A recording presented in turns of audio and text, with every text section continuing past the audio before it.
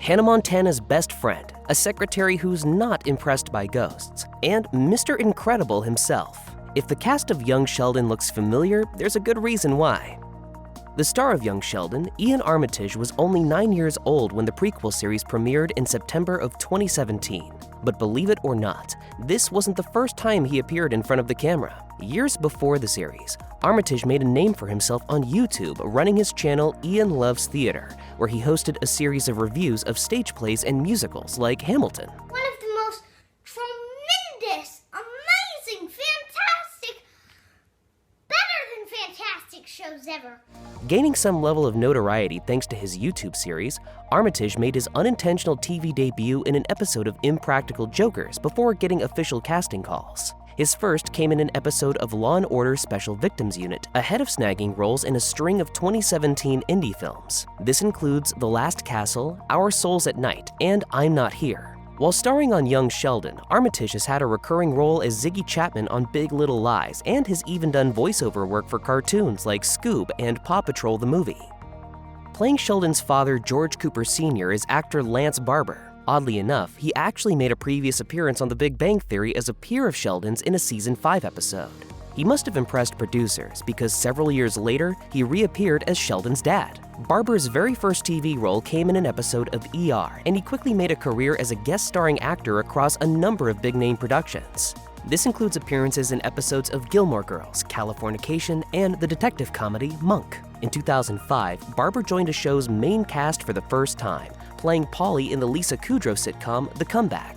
If you recognize Barber from anywhere, though, it's probably his recurring role as Bill Ponderosa in It's Always Sunny in Philadelphia. How is drinking a glass of milk going to loosen me up, Bill? I spiked the milk with methylene dioxypyrovalerone. What? It is bath salts. Every family sitcom needs a great mom, and Young Sheldon has Zoe Perry as Mary Cooper. Perry can actually trace her TV career all the way back to the 1990s when she played Jackie Harris in a pair of episodes of Roseanne that revisited the youth of its titled character. This is doubly ironic because the older version of Jackie was played in that series by Laurie Metcalf, who also plays the older version of Mary Cooper on The Big Bang Theory.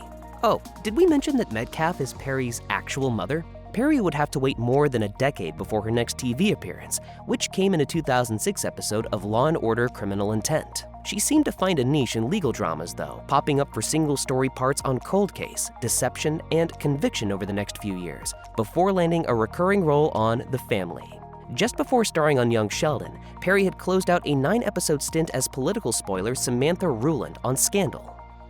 To play the role of Grandma Cooper, better known as Mima, Young Sheldon enlisted the services of 80s icon Annie Potts, who fans will probably recognize from her role in the 1984 classic Ghostbusters, where she played cynical receptionist Janine Melnitz. She'd come back to reprise the role in 2021 for the legacy sequel Ghostbusters Afterlife 2. In between, of course, Potts had a long and successful career both on TV and at the movies. In cinemas, you might know Potts from movies like Pretty in Pink or the cult classic Whoopi Goldberg comedy Jumpin' Jack Flash. On TV, Potts starred for 4 seasons on Any Day Now between 1998 and 2002, before landing a recurring role on Joan of Arcadia in 2004. Other recurring TV parts saw Potts appearing in 4 episodes of Law & Order SVU and 5 episodes of Chicago Med, while she also had a role on the short-lived Leslie Bibb comedy CGB. In addition to doing work for cartoons like the 2020 reboot of The Rocketeer and Johnny Bravo, Potts might be best known as the voice of Bo Peep in the Toy Story franchise. What do you say I get someone else to watch the sheep tonight? Hell yeah.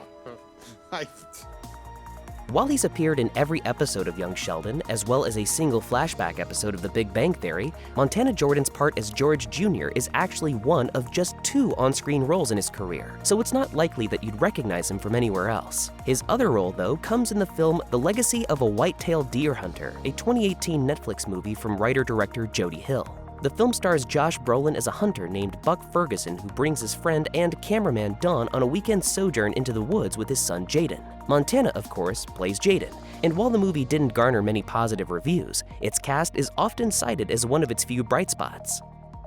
Unlike her co-star and on-screen brother Montana Jordan, Raegan Revord's resume stretches back a bit further beyond Young Sheldon, beginning in 2014 when she was just 6 years old. That year, she made her television debut in an episode of Modern Family and would go on to reprise that role a season later. In 2015, she appeared in an episode of the Netflix series With Bob and David, a revival of sorts of Bob Odenkirk and David Cross's 90s cable comedy Mr. Show with Bob and David. From there, Revord showed up alongside Lily Tomlin and Jane Fonda on Netflix's Grace and Frankie, as well as on the similarly titled Alexa and Katie. Annie Potts isn't the only Toy Story alum to have a major role on young Sheldon. The other is Wallace Shawn, who plays Mima's boyfriend, Dr. Sturgis Shawn. A veteran character actor with an unmistakable nasally voice gives life to the ever-frightened Rex in the Toy Story films. If you're a child of the 80s, though, you probably know Shawn best for his role as the villainous Vizzini in the Rob Reiner classic, The Princess Bride. He didn't fall? Inconceivable. You keep using the word. I don't think it means what you think it means. Children of the 90s, however, remember Shawn as the lovelorn Mr. Hall in Clueless. He returned to the role again for the Clueless sitcom spin-off, which aired for 3 seasons. Sci-fi fans will remember Shawn best for his recurring role on Star Trek Deep Space Nine, where he played the cantankerous Grand Nagus Zek. Teens in the 2000s might know Shawn from his stint on Gossip Girl. Other memorable roles in his career include runs on Crossing Jordan, The Cosby Show, and Murphy Brown.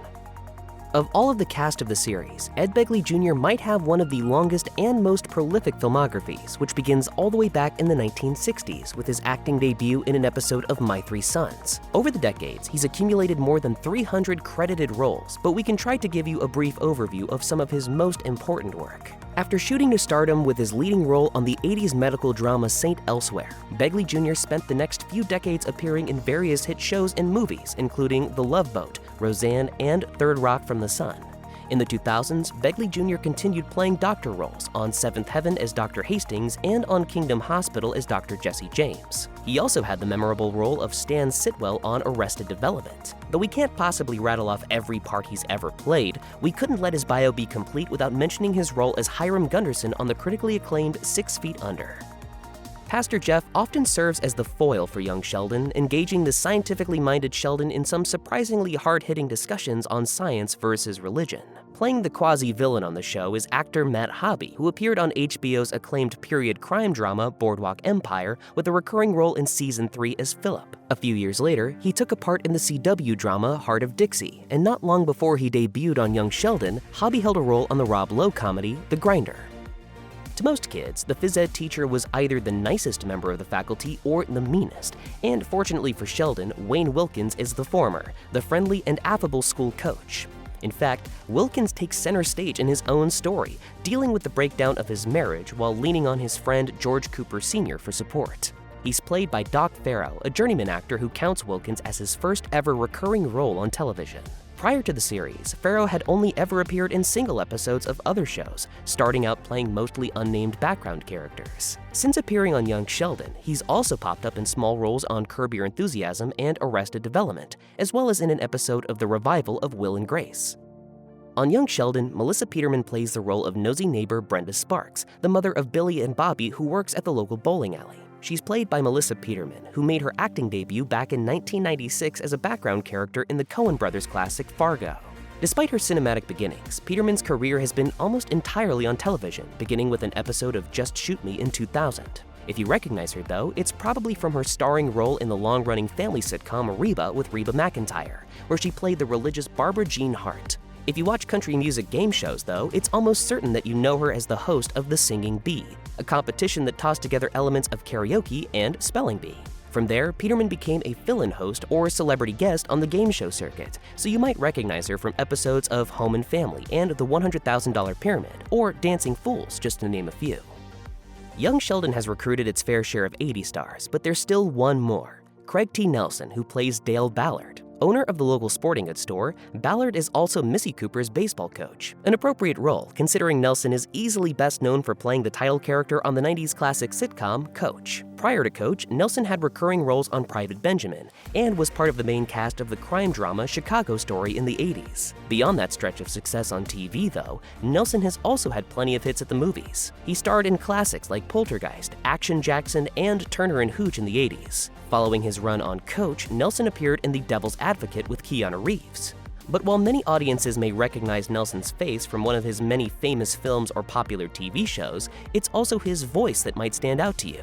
That's because in The Incredibles and its sequel, Nelson played Bob Parr, Mr. Incredible himself.